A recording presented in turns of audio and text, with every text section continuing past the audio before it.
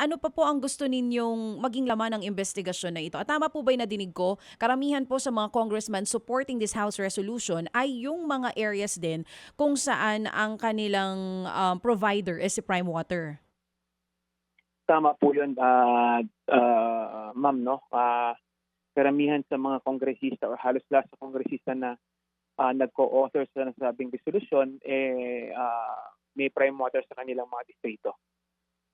Congressman, puwede ko po ba matanong kung ano po, hindi lang siguro sa inyo na lang kasi di naman natin makakausap itong mga iba pang congressman na kasama nyo dito sa resolution na ito. Base po sa inyong mga constituents, ano yung mga pinakamalalang problema na narinig nyo po diyan po sa inyong distrito sa Zambales?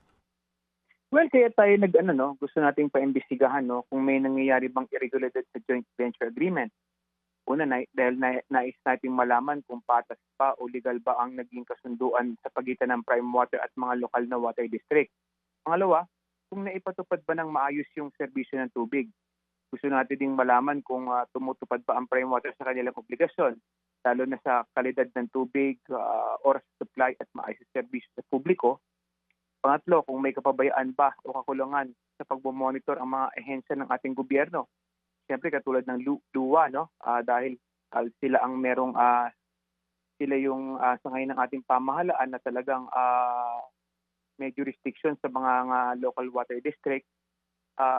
Siyempre, pangapat, yung naapektuhan yung kapakanan ng mamamayan, no? Dahil talagang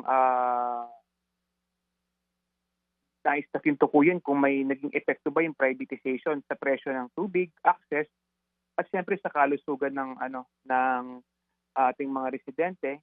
At kailangan din nating makita, malaman kung ano yung pananagutan, no, ng mga pumirma o mga opisyal na nag-approve ng kasunduan. Dahil talagang minsan hindi sila nagiging transparent, no, sa kanilang kasunduan, lalong-lalo na rito sa PPP ng patubig.